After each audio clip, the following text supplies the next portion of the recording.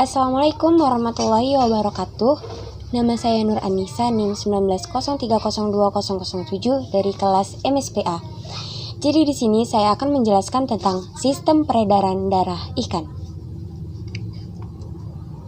Sistem peredaran darah adalah proses darah yang dipompa dari jantung, tepatnya di ventrikel, darahnya akan ke insang, di mana di situ terjadinya pengikatan oksigen dan pengeluaran karbon dioksida oleh dinding kapiler.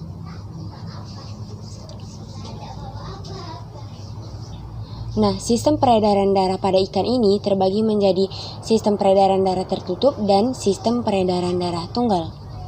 Yang pertama kita akan bahas sistem peredaran darah tertutup. Sistem peredaran darah tertutup adalah darah yang beredar melalui jantung sebanyak 1 kali. Selanjutnya adalah sistem peredaran darah tunggal. Sistem peredaran darah tunggal adalah darah yang beredar melalui pembuluh darah.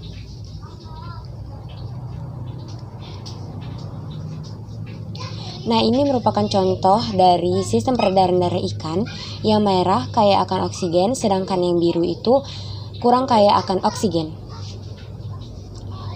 Nah, sistem peredaran darah pada ikan itu terjadi di jantung dan saluran peredaran darah. Yang pertama kita akan bahas di jantung.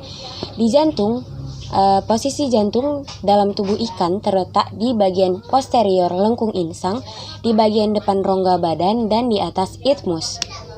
Jantung terbagi menjadi 3, yaitu atrium, ventrikel, dan juga sinus venosus.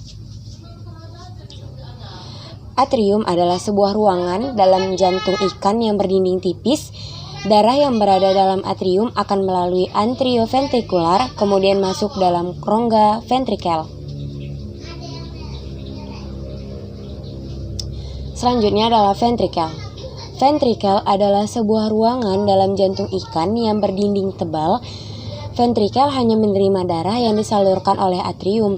Selanjutnya, darah yang berada dalam ventrikel akan dipompa dengan menggunakan aorta ventral ke insang sampai menyebar ke seluruh tubuh. Selanjutnya adalah sinus venosus. Sinus venosus adalah ruangan tambahan di dalam jantung ikan yang berdinding tipis dan nyaris tidak mengandung oksigen. Tidak menyandung jaringan otot. Sinus venosus berfungsi untuk menampung darah yang mengalir dari vena kardial anterior dan posterior melalui vena hepatika. Selanjutnya kita akan membahas tentang saluran peredaran darah. Saluran peredaran darah dibagi menjadi 3 juga. Yang pertama arteri, vena, dan juga kapiler.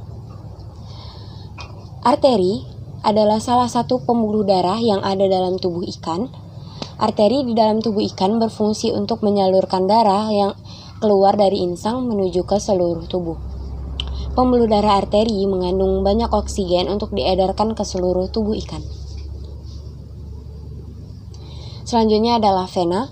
Vena adalah salah satu pembuluh darah yang ada dalam tubuh ikan dan berfungsi sebagai pembuluh darah balik yang alirannya bertujuan ke jantung.